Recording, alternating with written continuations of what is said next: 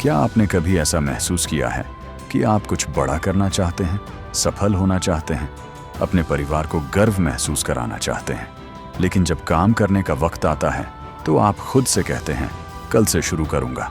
अगर हाँ, तो यह कहानी आपके लिए है, क्योंकि सपने देखने वाले बहुत होते हैं, लेकिन जीतते वही हैं जो मेहनत करते हैं।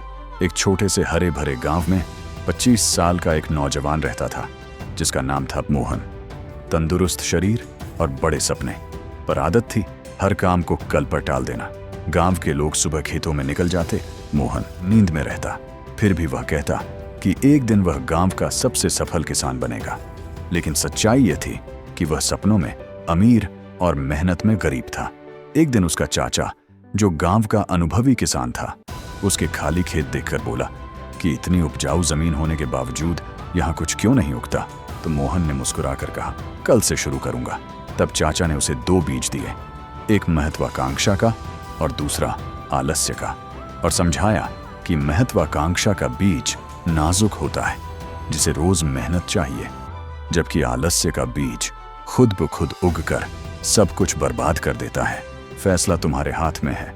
मोहन ने कहा कि वह महत्वाकांक्षा का बीज बोएगा, लेकिन अगले दिन फिर सो गया और दिनों हफ्तों की टाल मटोल के बाद उसने दोनों बीज एक साथ बो दिए।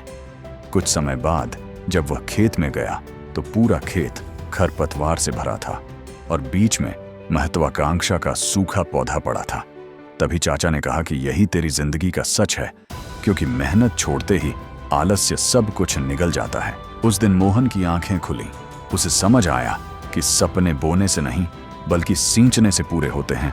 और अगली सुबह सूरज निकलने से पहले वह खेत पहुंचा, खरपतवार उखाड़ी, पसीना बहाया और रोज अनुशासन के साथ मेहनत करता रहा। धीरे धीरे पौधा बड़ा हुआ और एक दिन उसका सपना सच हो गया। वह गांव का सबसे सफल किसान बन गया और उसके खेत के बाहर एक तख्ती लगी थी, जिस पर लिखा था कि यहाँ 2 बीज थे, एक सपनों का और एक बहानों का। और सपने उन्हीं के पूरे होते हैं जो कल नहीं बल्कि आज से शुरू करते हैं। अगर आपको वीडियो पसंद आए तो चैनल को सब्सक्राइब करें।